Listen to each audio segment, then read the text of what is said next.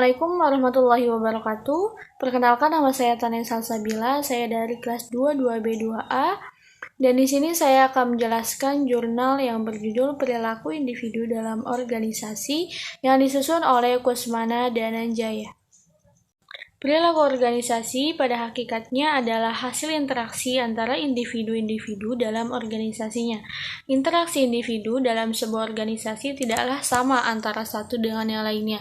Hal ini dikarenakan bentuk kepribadian yang dimiliki oleh masing-masing individu berbeda-beda. Mengamati dan mencermati perbedaan individual perlu memperhatikan tentang perilaku dan kepribadian manusia. Kepribadian merupakan konsep paling mendasar yang menjelaskan untuk serangkaian perilaku yang khas di mana individu berpikir dan bertindak ketika ia sedang menyesuaikan diri dalam lingkungannya. Manusia adalah faktor utama yang sangat penting dalam setiap organisasi apapun bentuknya. Ketika manusia memasuki dunia organisasi, maka itulah awal perilaku manusia yang berada dalam organisasi tersebut. Oleh karena itu, persoalan manusia senantiasa berkembang berdasarkan situasi dan kondisi, dan semakin sulit dikendalikan, maka persoalan-persoalan organisasi, khususnya persoalan perilaku organisasi, semakin hari akan semakin berkembang. Konsep perilaku dari individu perlu dipelajari karena kepribadian pada dasarnya merupakan karakteristik psikologis dan perilaku dari individu yang sifatnya permanen, yang membedakan satu individu dengan individu yang lainnya. Dan menurut Sophia, untuk dapat memahami perilaku individu dengan baik, terlebih dahulu kita harus memahami karakteristik yang melekat pada individu tersebut. Manusia merupakan salah satu dimensi dalam organisasi yang amat penting, merupakan salah satu faktor dan pendukung organisasi.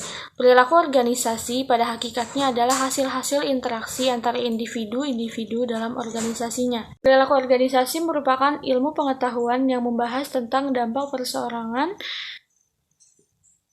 kelompok, dan struktur dalam perilaku berorganisasi dengan tujuan menerapkan pengetahuan mengenai hal-hal tersebut guna memperbaiki efektivitas organisasi. Perilaku manusia adalah sebagai suatu fungsi dari interaksi antara person atau individu dengan lingkungannya. Individu membawa ke dalam tatanan organisasi kemampuan, kepercayaan, pengharapan kebutuhan, dan pengalaman masa lalunya. Organisasi yang juga merupakan suatu lingkungan bagi individu mempunyai karakteristik. Adapun beberapa karakteristik yang dipunyai organisasi yaitu keteraturan yang diwujudkan dalam susunan hierarki, pekerjaan, tugas, wewenang, tanggung jawab, sistem pengkajian, dan sistem pengendalian. Dan ada juga cara memahami sifat-sifat manusia. Salah satu caranya untuk memahami sifat manusia yaitu dengan menganalisa kembali prinsip-prinsip dasar. Prinsip dasar itu yang dikemukakan oleh Toha sebagai berikut untuk contohnya. Manusia berbeda perilakunya. Karena kemampuannya tidak sama, mempelajari prinsip dasar kemampuan amat penting agar dapat diketahui mengapa seseorang berbuat dan berperilaku berbeda dengan yang lain. Dengan adanya keterbatasan kemampuan ini, maka setiap orang di dalam melaksanakan tugasnya akan tidak sama. Demikian pula dengan seorang pemimpin. Ada seorang pemimpin bisa mengatasi persoalan yang rumit hanya memerlukan beberapa saat saja. Tetapi tidak demikianlah dengan pemimpin yang lain. Ia memerlukan puasa 3 hari 3 malam, berkonsultasi dengan orang tua di suatu desa yang diagung-agungkan, dan banyak cara yang dilakukan.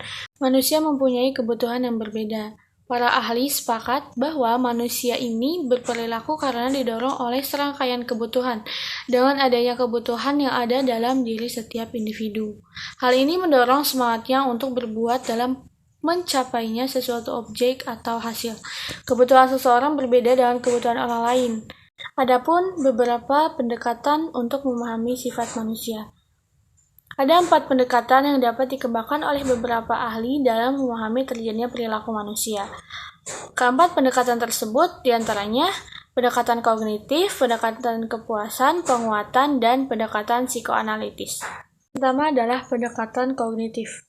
Pendekatan kognitif berasal dari teori psikologi dan ilmu pengetahuan perilaku lainnya, dan cenderung bersifat individual. Psikologi adalah sumber utama dari teori-teori kognitif dan perilaku manusia.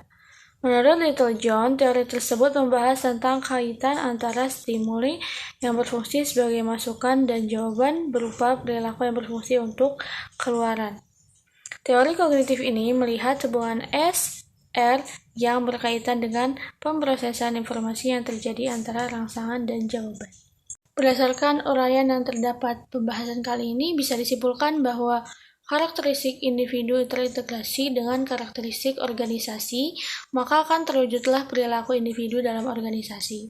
Perilaku organisasi adalah suatu studi yang menyangkut aspek-aspek tingkah laku manusia dalam suatu organisasi atau suatu kelompok tertentu, dengan meliputi aspek yang ditimbulkan dari pengaruh organisasi terhadap manusia. Demikian pula aspek yang ditimbulkan dari pengaruh manusia terhadap organisasi. Dan terdapat beberapa perbedaan karakteristik yang terdapat pada diri setiap individu. Di antaranya beberapa karakteristik itu yaitu perbedaan mengenai kecerdasan dan potensi yang dimiliki oleh masing-masing individu. Sekian penjelasan jurnal dari saya. Wassalamualaikum warahmatullahi wabarakatuh.